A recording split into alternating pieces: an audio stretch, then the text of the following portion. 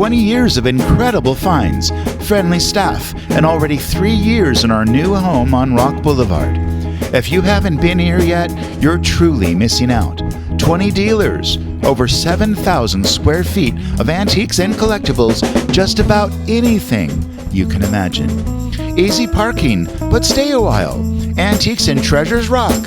Open 7 days a week, 10 to 6. Having professional and affordable marketing assets for your business is within reach with Ken Umphrey Creative Services. Whether you need printed materials, product photography, corporate video, a new logo, or an experienced copywriter for your radio or TV commercial, we can help. We'll create marketing solutions you can afford and in a timely fashion. See us on the web at kucreative.com. Ken Umphrey Creative Services. Affordable, experienced marketing solutions.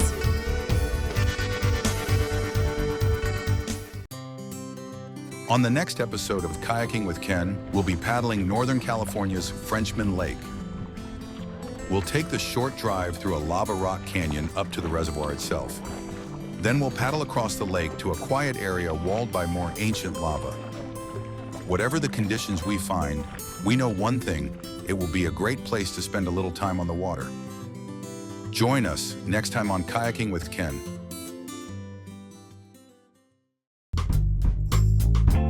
Welcome to the Old House Antique Showcase, produced by Trinity Heart Media for Trimedia Streaming Services.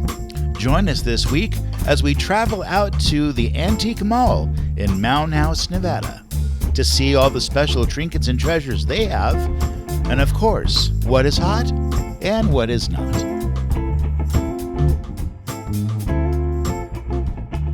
Okay, so we're in another room here at Antique Mall out in Mound House.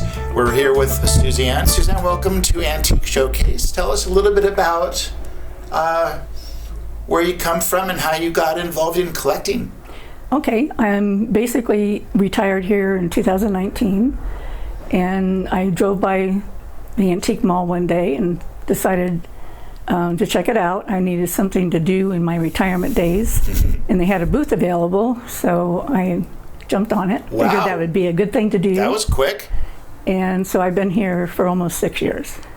Okay. And I collect a little bit of everything. As you can see, I have jewelry, and I have books, and Pirates is a big thing right now. I notice you have some LP albums over there. That's kind of neat. Rock and roll albums, the older ones, sell pretty quickly. They're hard to keep. Oh, really? Yeah. So if you have any. Like Led Zeppelin and AC/DC. Okay, wow. Anything from the 60s on up, pretty collectible. Oh, interesting. So people really still love vinyl. Well, I have a grandson that's 26 right now, but he started collecting when he was in his 20s. Okay. And vinyl. And his favorite singer is Frank Sinatra and Dean Martin. I'll be darned, Rat Packer. Yeah, so many things. So that age bracket right now is looking for old vinyl. Oh, wow. And how old is he? 26, 27? Uh-huh. That's kind of neat. Yeah. I've started watching, like, there are a lot on YouTube and some of the other social media outlets. You've got these young folks who are, like your grandson's age, and they're discovering music from the 60s and 70s, and they love it. Right. Because it's real music. And that was a great year. That's when music was music. You didn't have auto-tune. You didn't have all these digital effects that so many artists, so many folks who sing these days use. And there's such a deep appreciation. Can you imagine? It's a better sound. Can you imagine how hot the Bee Gees have become? The Bee Gees. Yeah, they're very difficult to find. Who were in the 1970s? They were like a bad word post-disco. Yeah. And now everyone can't get enough of them. I love that younger generation has the appreciation they have for music. So it makes perfect sense that your grandson would love vinyl so much. I've asked my grandkids what they would like to see in a store if they were to go out. Okay. And they said anything they can use. So some of the things that we consider collectibles, if you can't use it, they don't want it. So they don't look at it from from it being a collector's item. Yeah. They want it to be purposeful. Right. Well, I know there's a big push towards making things that are maybe old and don't work anymore repurposed to something new. Right. Most of us, when we buy something and it could be in bad shape, and we, work on trying to clean it up and make it look presentable. So They make it serviceable again. so that way it doesn't end up in the landfill. And Yes. You talked about really liking jewelry and brooches, and I noticed you're wearing one. yeah, So tell me a little bit about that part of your collection. most of my brooches are all in the lock cases because we do get sticky fingers occasionally. Yeah. Got some nice pieces in here. I noticed some watches too. And there's a watch in there from 1897. It's an Elgin. Wow. Is it that open face pocket watch? Yes. Well, that's beautiful. And then I have all the details printed behind it. So 1897. Where do you get the details about it? online. You can get Oh, so research. yes. Okay. Yeah, we do a lot of research on the things that we buy. Okay.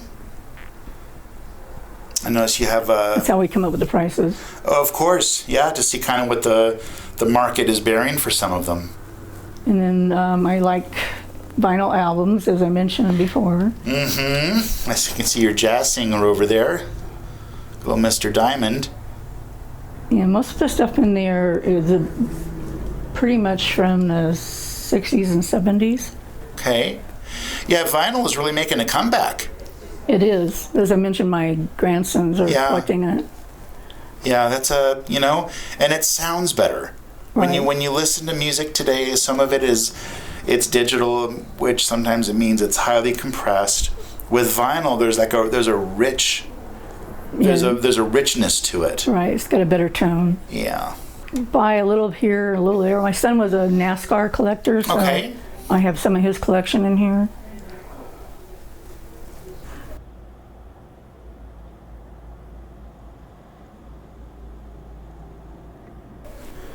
Above I the can see the Tony Stewart there. And the signs seem to sell pretty well here, like the old mobile signs.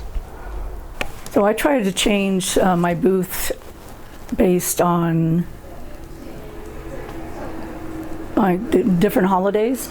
So right now I just changed some things up for Easter, and then I have Okay. some, Yeah, I did notice a little bit of the Easter. yeah, and I have kid toys, and cowboy hats are a big seller. Oh, especially out here in Nevada. Right.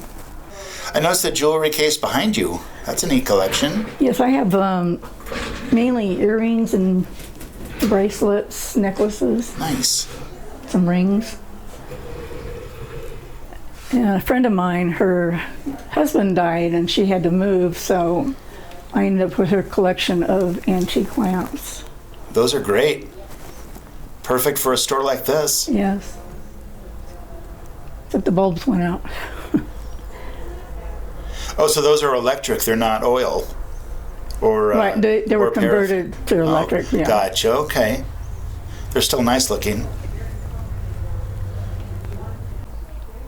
Okay, and this tall lamp, you found it in an estate sale that is literally 100 years old? I'm about 102 now. 102 years old. Well, converted over. Looks like it's working. 100 years old. Brass lamp with stand. That's very nice. And like any decent collector, you've got some milk glass. What vintage is this? I think What'd it's you in the say? 50s and 60s. 1950s and 1960s? Yes. Okay. Tupperware collection. I guess that stuff never goes out of style, or doesn't No. seem to. It never wears out. Never wears out. It's also something I grew up with. Yes. All right. Well, I appreciate seeing your corner. Oh, thank Got you. some neat stuff in here, and I appreciate you spending some time with us here on the I enjoyed Antique it. Showcase. I love the process. Thank you. Thank you. We're here at booth 13 at the Antique Mall with Judy. Judy, welcome to the show. Thank you. We're happy to have you here on Antique Showcase. And you've got an interesting corner booth. Why don't you tell us a little bit about some of what you've got here? Well, it's kind of a conglomeration of things. Yeah, every booth seems to be a really interesting collection of just all kinds of knickknacks. Yeah, and it usually mine started out with Native American things, which I really, really like. Okay, I noticed some wonderful pictures over here, some wonderful paintings. Yeah, those are from Trading Posts. Those are Trading Post paintings, and they're watercolors. Okay. And they're really, I like them a lot. They're really, really neat. They're very well done. Very well done. But then things kind of always develop into more, because as most of us, we love the hunt and we love finding things that we think people will enjoy. So it gets into other things, like the cannons that I have there. And some things are family things. Well, you're spoken like a true collector. That you get bit by a bug and then you have a fever and all you want to do is go out and find new stuff. Well, that, and I think I kind of grew up that way. I grew up with a lot of antiques. My parents did a lot of antique hunting. Okay. We grew up with antiques from our family that, in fact, I've got a few that are even here in my booze. Wow. That downsizing and things, you just can keep so many things. Yeah. So I have things that were mine as a child. Wow, And, so that's kind of special. I mean, you're a collector, you're an antiquer in your blood. Yes, definitely, definitely. Wow. Well, that's a neat tradition. It is, and it's fun. It's rewarding. You learn a lot about a history. Yep. And it's just a great thing to do. It is. So it looks like you picked up an interesting coffee grinder. That looks like It is. And it's a regular coffee grinder, and it's an old one. And I don't know if these were added later. They're just interesting embellishments to the coffee grinder. Yeah. Do you know how old the base coffee grinder itself is? This probably is the early 1900s. Early I would say. 1900s. Okay. Yeah. That's nice. Now, was that like a family heirloom? No, I bought that at auction. Oh, good for you. Right. Okay.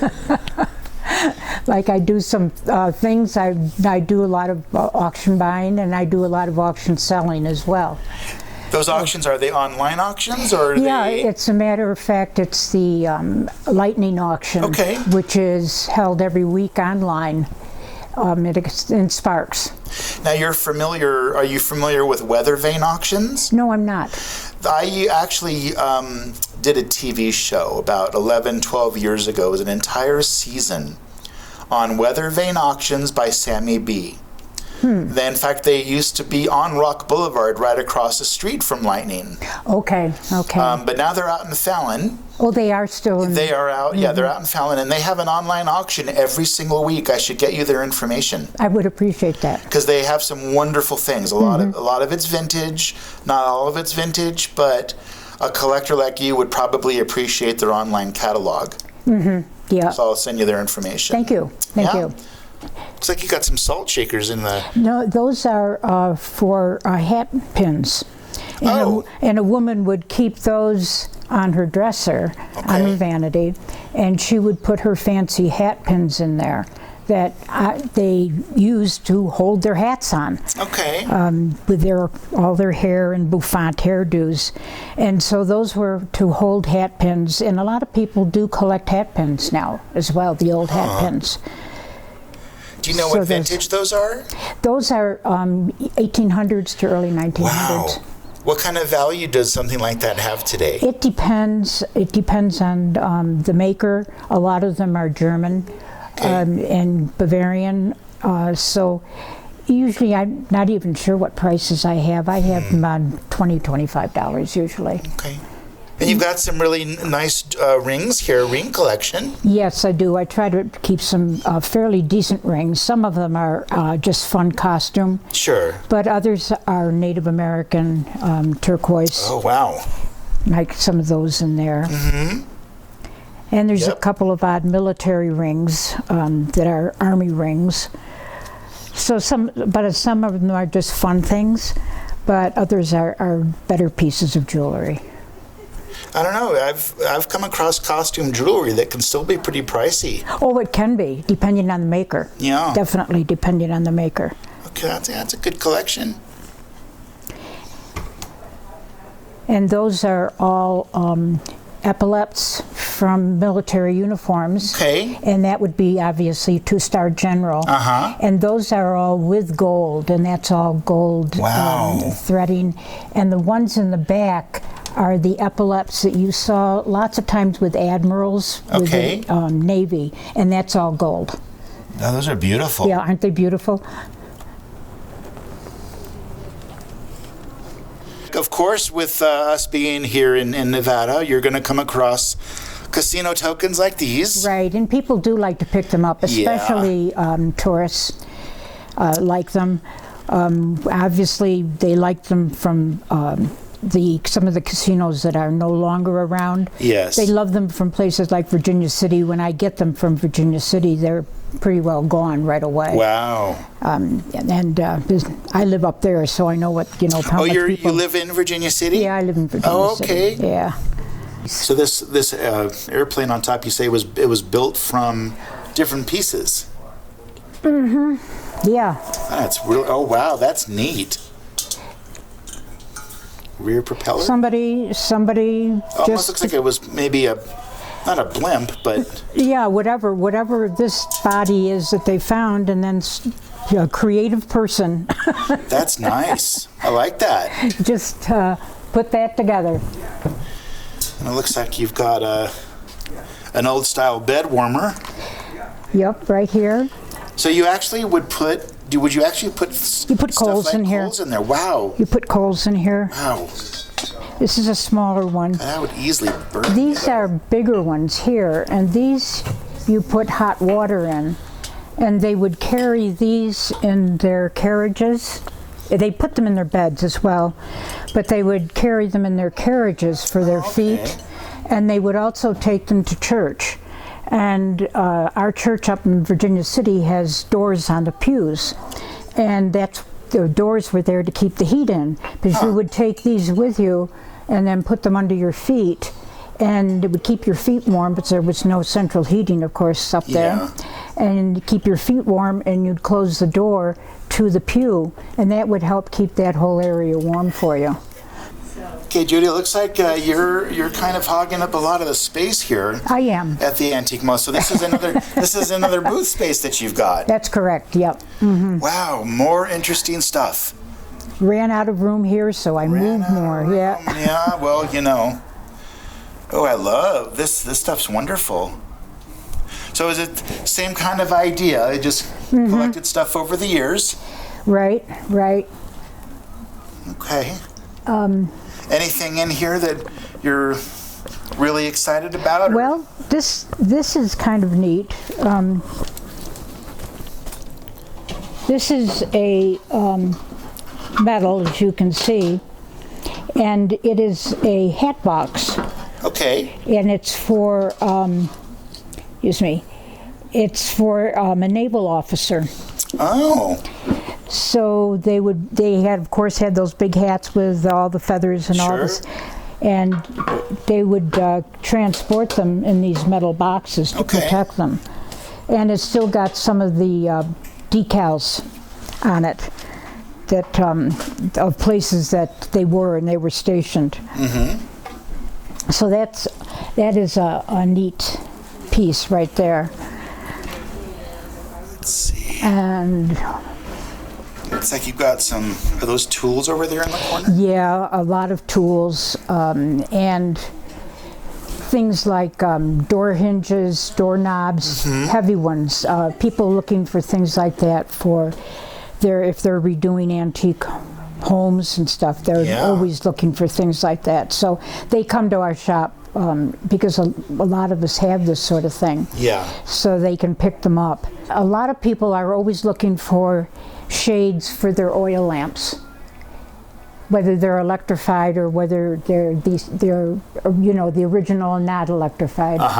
Because these got broken over the time. Sure. And so they're hard to find. Yeah. And so when I see them, I do try to have them Grab them, sure. for people, and if they fit, then they're great. They're all different kinds of bottles. You've got your, some of them are whiskey bottles. This is a bluing bottle, S&C, which was a bluing company. And so when a woman bought bluing, they would buy them in a bottle like this.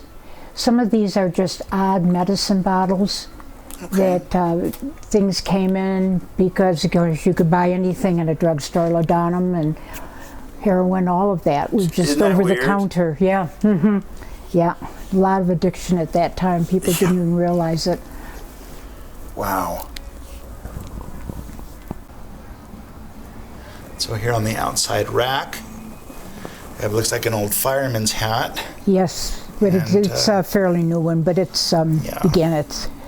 And there's a hat we could put in your military hat holder. It looks like it may not be Navy, but it looks maybe a Air Force general. I was in the Army. My husband was my husband was in the Navy. We had a mixed marriage. Hey, it's all the same country you're serving, right? Right. And what kind of projector is this? It's one of the old goodness. slide, but it was early, you can tell. Yeah. With the electric cording. Sure. So it's an optical magnifier is what they called it. I'll be darned. I just learned something new. Jeez. Antiquated slide projector. It almost looks like, I wonder if it was for like a stereoscopic view. So I'm noticing the two holes at the top. It could have been. They called it, that's what they call an optical magnifier, so it very well could have been. I'll be darned. Wow. Neat stuff. There's an interesting picture down at the end. This one right here is a Mormon gentleman and his wives, which... Can anyone say polygamy? Mm-hmm. But this was very early, of course, when that was not unusual with the Mormons. I love that picture. There's just is something neat about it. Well, it was fun visiting with Ruth, and then we moved on to explore other booths. Oftentimes, a vendor may not be in the store, but you're more than welcome to shop and browse any booth at the Antique Mall. And if something catches your eye, all you have to do is approach one of the store owners or another vendor, and they will help you purchase whatever you desire. There are several other rooms at the Antique Mall that don't have a specific vendor. These items and rooms are owned collectively by the store owners. And again, anything that you want or anything that you see that interests you, they invite you to come get them and let them show you and sell you whatever has caught your eye. This wraps up episode 2 for the Antique Mall. And guess what? We're coming back again because we still have more vendors to speak with. We'll see you next time on the Antique Showcase, where you never know what treasures you're going to find and what is hot and what is not.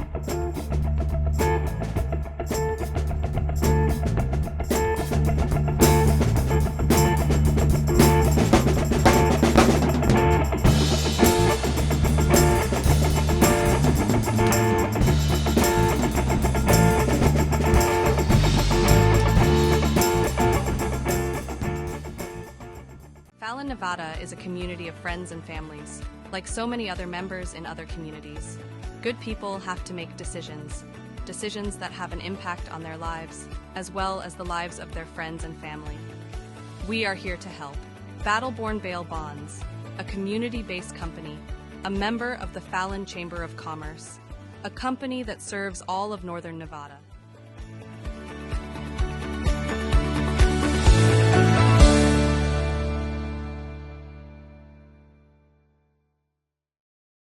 Hey everyone, the Tanner's Antiques and Crafts Show is this weekend at the Big Convention Center across from the Atlantis. Tanner's is the best place to find wonderful antiques, collectibles, and crafts to decorate your new home or give as gifts. TannersReno.com. Come join us. Clarkson Antiques and Collectibles Mall is now open in the former grocery outlet. Come and enjoy unique shopping for fabulous gifts and home decor. Clarkson Antiques and Collectibles Mall is now the largest dealer in Northern Nevada. See us today.